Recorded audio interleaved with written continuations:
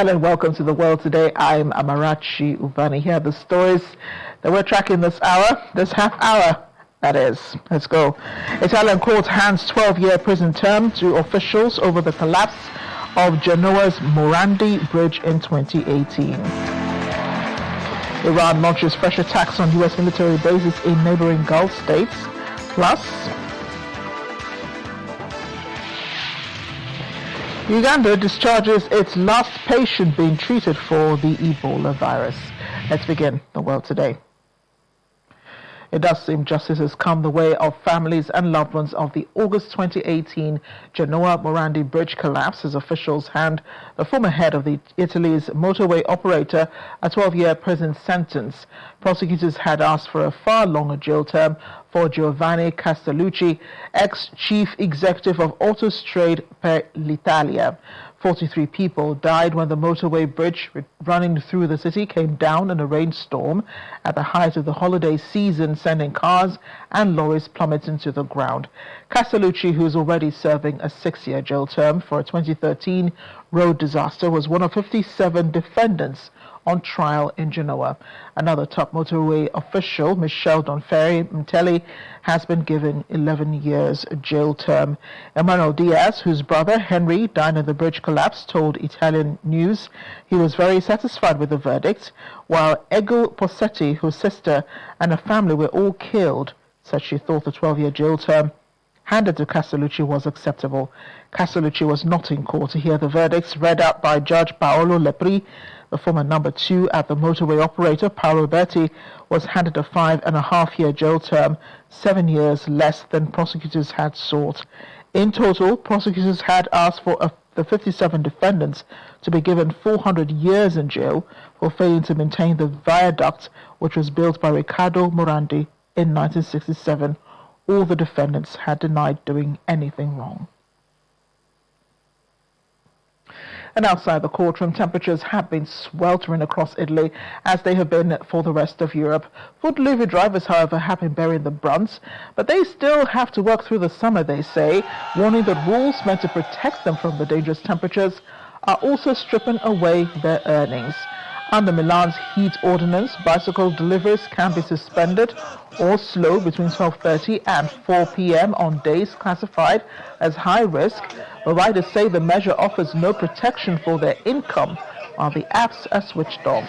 The riders are on the streets protesting the rules. The protest was part of a wider action by delivery riders in several Italian cities, including Bologna and Florence, demanding stronger health protections and guaranteed income when work is halted. Restrictions introduced in parts of Italy stop outdoor work during the hottest hours of the day to reduce the risk of heat-related illness. For riders paid by the delivery, every enforced pause can mean lost earnings.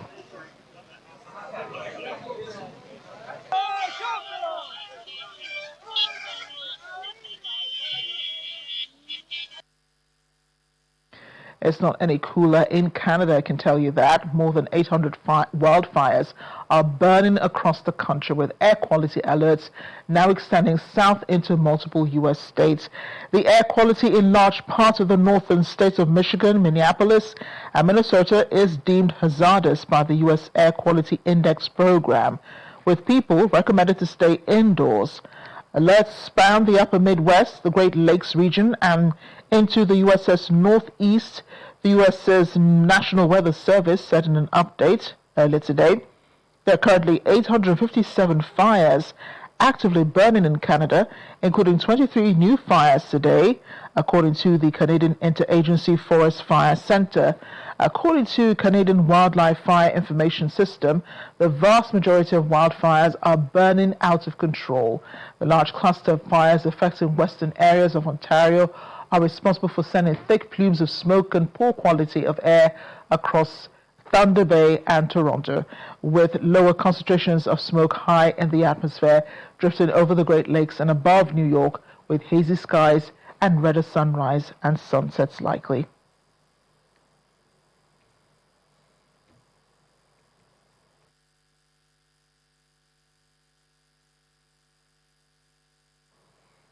Okay, to football now. What a glorious Wednesday it was for Argentina.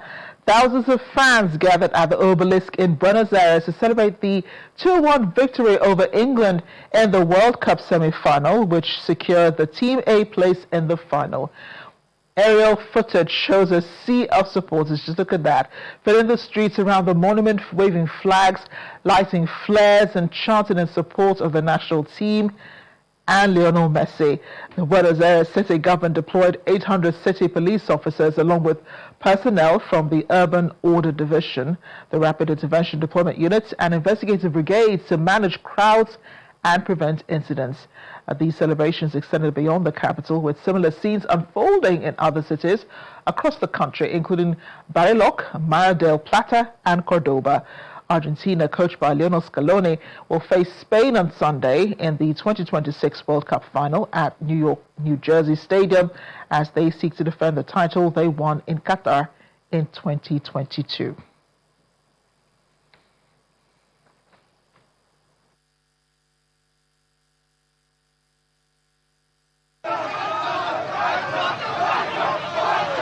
England fans, however, struggled to swallow their side's World Cup semi-final defeat to Argentina. Angry supporters poured onto the streets, prompting a huge police response. Fans attempted to chase a young person wearing an Argentina shirt. Excuse me.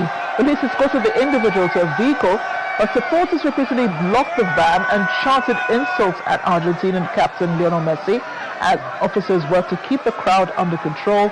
At least one person received treatment from medical staff at the scene amid the disorder. England's World Cup dream ended with a 2-1 defeat to Argentina in Atlanta. Anthony Gordon put the Three Lions ahead early in the second half, but Argentina turned the match around in less than 10 minutes. Enzo Fernandez equalized before Lautaro Martinez sealed the comeback in the 4th minute of stoppage time. The defeat means England wait for another World Cup title, now stretching to more than 60 years, with their only triumph coming in 1966. It also marks the 4th successive major tournament in which they have reached at least the semi-finals without lifting the trophy.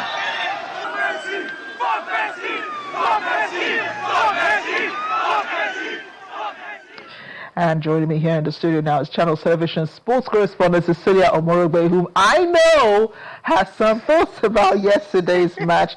I'm not going to ask you which side you supported, Cecilia. I respect that. Because I don't want to upset our viewers. Yes. A lot of them have, very strong thoughts and opinions about this.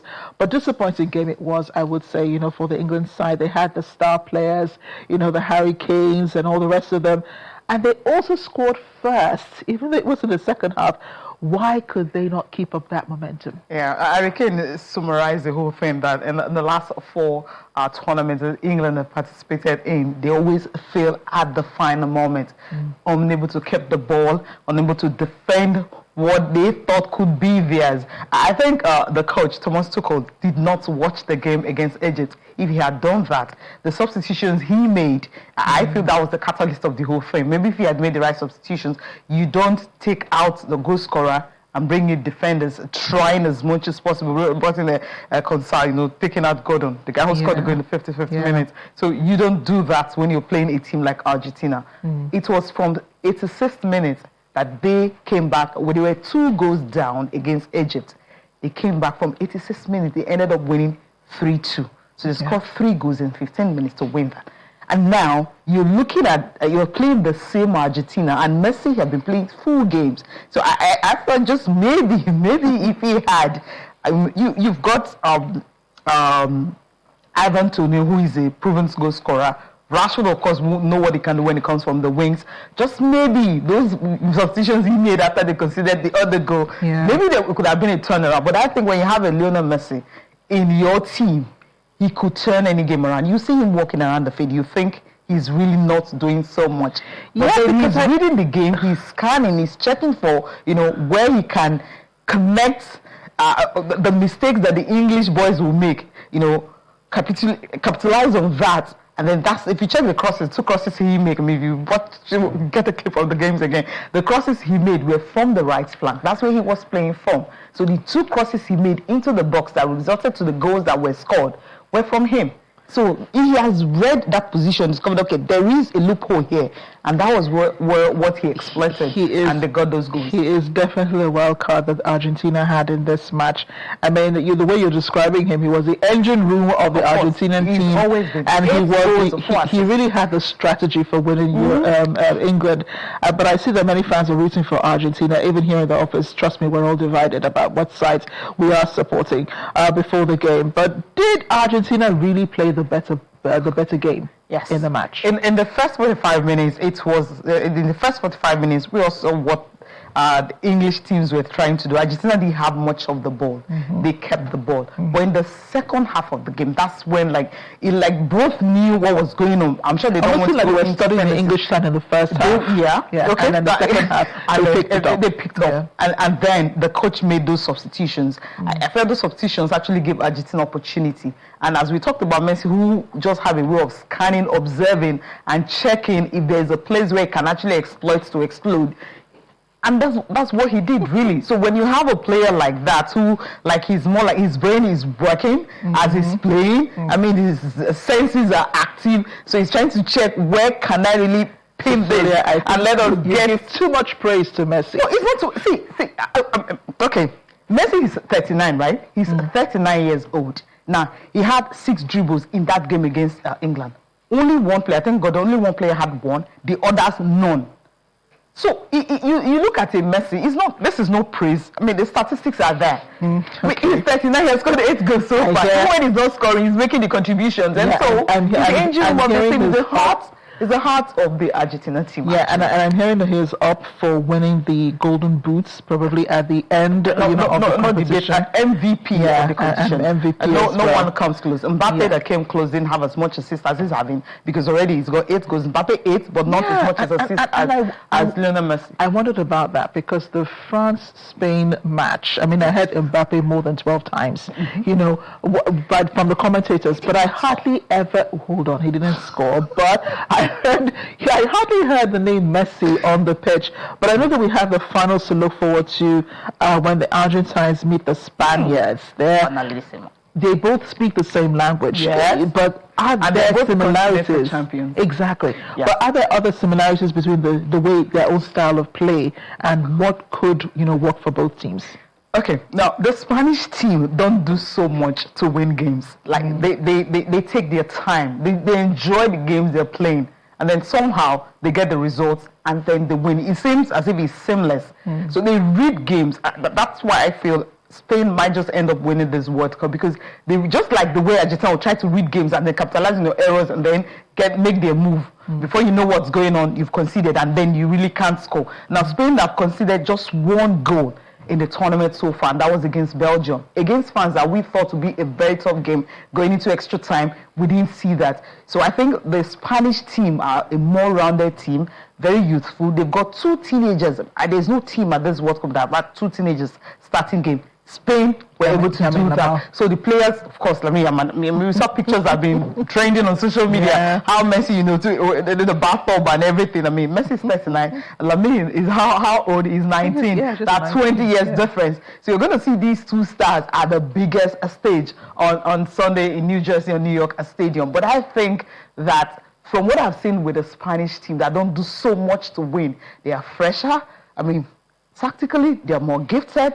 And they could run for, in fact, 300 minutes without getting tired. So Argentina just maybe Messi also will still do his coaching on the field of play, observing and checking for errors, and then he exploits the loopholes and get the goals. Sissy, I can hear my producer crying in the background when you say that Spain is likely to win this match on Sunday. I can hear him literally crying in the background.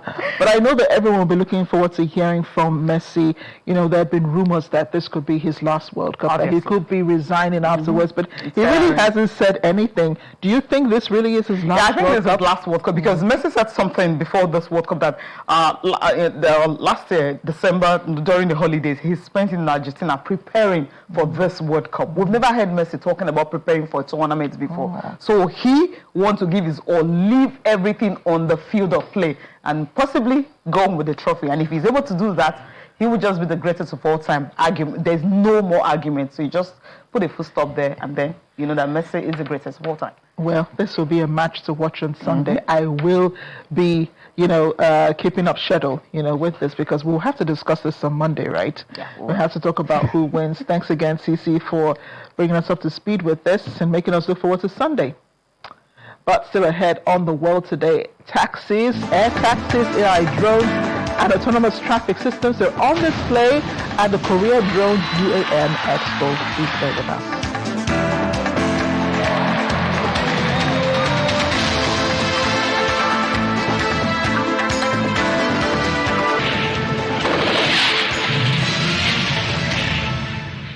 Welcome back to the World Today. Tehran has launched fresh attacks on U.S. military bases in neighboring Gulf states, while Washington continues to strike sites across Iran overnight.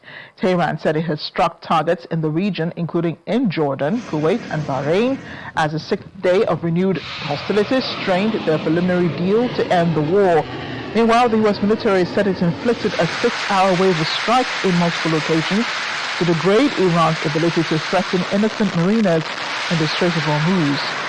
The latest exchanges came after U.S. President Donald Trump warned Iran it had better behave or face further military action should Iran not return to negotiations. On Tuesday, Trump threatened to target Iran's energy infrastructure if Tehran failed to return to talks. Iran's top negotiator, Mohammad Bagher Ghalibaf, told state media he had no reason to abide by any agreement that did not benefit the country, adding that Iran's national security depended on maintaining what he describes as Iranian arrangements in the Strait of Hormuz. Well, back in Iran, medics have been seen evacuating patients at the Baghay hospital in Avaz following nearby explosions as the U.S.-Iran war reignited. According to one nurse, 4 explosions in a row occurred, so much so the blast wave spread throughout, and the patients, even those downstairs, were truly affected by a very heavy wave. The U.S. Central Command, CENTCOM, said early today it had launched an evening wave of strikes against Iran on July 15.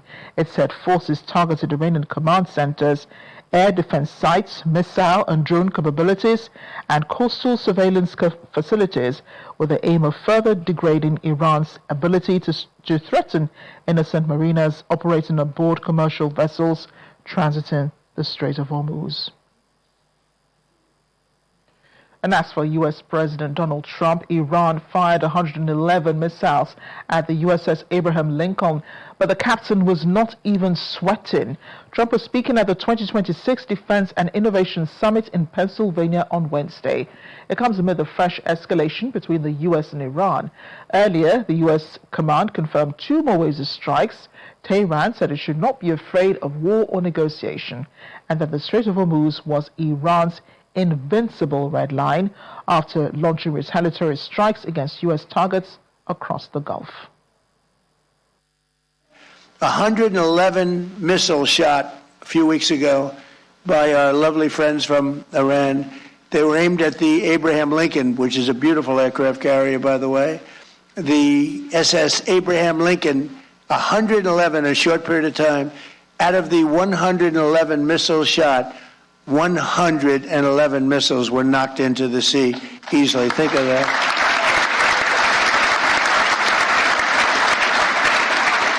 And I called the captain of the ship. He wasn't even sweating. All you got, Jamie Dimon would be sweating that. You wouldn't like that. We have a different kind of strength, Jamie, right? We don't have that. But think of it. 111 missiles are coming at you. And he's drinking his coffee, taking it easy.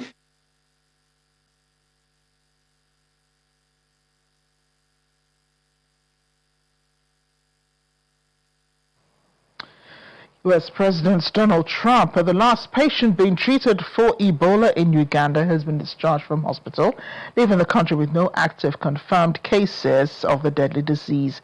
At a ceremony marking the occasion, Health Minister Chris Bayomunsi described it as a moment of joy. The first case in this outbreak of the Bundibuyo species of the virus in Uganda was confirmed in May. The patient was a man who had traveled from neighboring Democratic Republic of Congo, the outbreak's epicenter for medical treatments. Authorities there are battling to contain spread. The U.S. has extended travel restrictions on U.S. citizens who have been to the DRC. In the meantime, Uganda is still getting help from China to make sure it stays Ebola-free. 2 Chinese health experts departed Beijing for the country on Wednesday, becoming the 3rd batch deployed by China's CDC to support the response to the current Ebola outbreak. The first 2 groups were sent to the Democratic Republic of Congo. This latest pair will work from Kampala after being invited by the Africa Centers for Disease Control and Prevention and the World Health Organization. They will support epidemiological surveillance and laboratory capacity building, helping health authorities tailor measures to contain conditions on the ground.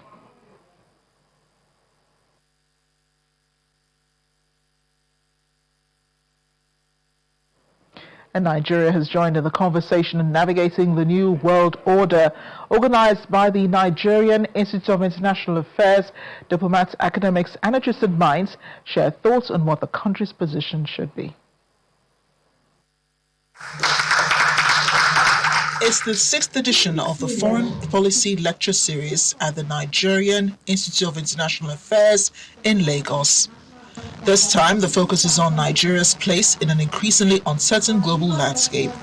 As the keynote speaker, renowned Professor Alade Fawole delivers a lecture on the theme, Nigeria and the World, Navigating a Treacherous Global Order.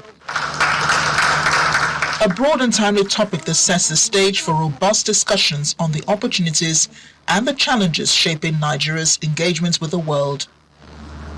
In his opening remarks, Professor Femi Otobanjo, research professor at the NIIA, representing the Director General, highlighted the importance of the lecture series in fostering informed dialogue on Nigeria's place in an increasingly complex global environment. Nigeria, like Phalasis, is like water we don't get enemy. Nigeria is one country that you cannot say this is a permanent enemy of Nigeria. Nigeria believes in multilateralism. Nigeria believes in working with people. That's why those who are saying foreign policy is comatose, it is steaming, forget Nigeria's multilateral culture. You cannot navigate the treacherous waters of global politics if your house is not in order. And I think it's a pity that Chapter 2 of our Constitution, which for me is the theoretical framework that sets out what the state formation process in Nigeria should be, links the domestic question with international question. The keynote speaker does not propose specific policy measures, but recommends that Nigeria's foreign policy remain flexible, pragmatic, and driven by national interests. Having a comprehensive strategic focus, it seems to me, is an indispensable mechanism for navigating both the expiring world order and situating Nigeria in the unfolding world. The reality is that the nations that rise to regional and global relevance and influence do not do so by episodic foreign policy pursuits, but through careful, long-term planning, fidelity to a meticulous implementation of identified national objectives and priorities. As Nigeria repositions her foreign policy to respond to changing global realities, participants believe a reciprocal, national interest-driven approach will strengthen the country's influence on the continent and beyond. What I've taken away from the lecture is that the old landmarks of the global international system are being reviewed. They are giving way to a new one. You know, yes, Nigeria has strong economic, historical, cultural links with South Africa, but the treatment of Nigerians in South Africa and other Africans leaves a lot to be desired in our foreign policy. We're not saying that illegal immigrants should not be deported, but they should not be killed, for goodness sake. The conversations continue outside this lecture as the questions raised about Nigeria's place in the world are likely to continue to shape policy debates in the months ahead. As we end the program, hundreds of visitors flocked to Songdo Convention in Incheon, South Korea on Wednesday as the 2026 Korea Drone UAM Expo opened with a wide-ranging display of drones. A three-day expo brings together more than 130 companies and organizations from the drone and urban air mobility sectors. Korean Air is presenting AI-based unmanned aircraft technology and a test aircraft being developed with U.S. defense technology company Anduril Industries, while Hyundai Elevator is displaying its H-Port vertiport concept. The event also features South Korea's first privately developed UAM aircraft and autonomous air traffic management systems. The country aims to begin initial commercial UAM services in 2028.